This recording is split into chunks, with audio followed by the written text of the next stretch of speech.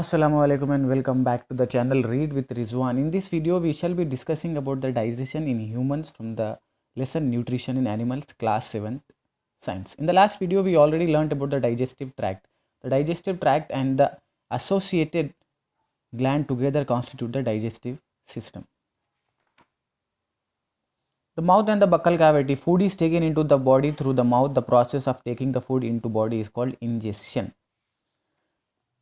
The tongue is a fleshy muscular organ attached at the back of the floor of the buccal cavity. It is free at the front and can be moved in all directions. We use our tongue for talking. Besides, it mixes saliva with the food during the chewing and helps in swallowing food. We also taste food with our tongue. It has taste buds that detect different taste of food. Next is food pipe or esophagus.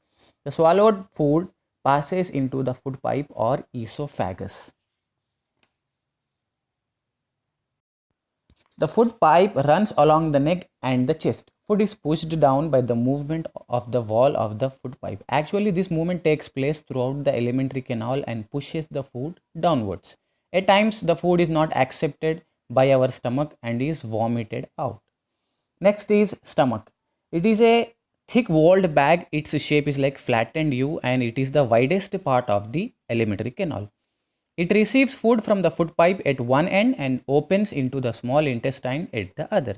The inner lining of the stomach secretes mucus, which means releases mucus. Mucus is a white substance, hydrochloric acid and digestive juices. The mucus protects the lining of the stomach. The acid kills many bacteria that enter along with the food and make the medium in the stomach acid and helps the digestive juices to act.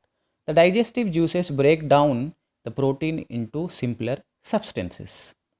Next, the food will be traveling to small intestine. Small intestine is highly coiled and is about 7.5 meters long. It receives secretions from the liver and the pancreas. Besides, its wall also secretes juices. The liver is a reddish brown gland situation in the upper part of the abdomen on the right side. It is the largest gland in the body. Remember, liver is the largest gland in the body. It secretes bile juice that is stored in a sac called gallbladder. The bile plays an important role in the digestion of fats. The pancreas is a large cream colored gland located just below the stomach. The pancreatic juice acts on carbohydrates, fats and proteins and changes them into simpler forms.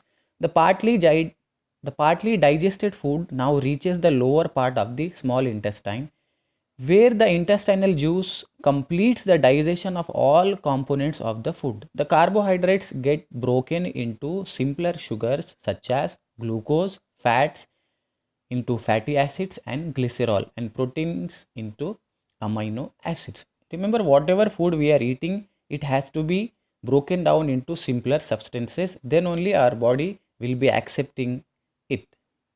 Next, absorption in the small intestine. The digested food can now pass in the blood vessels in the wall of intestine. This process is called absorption.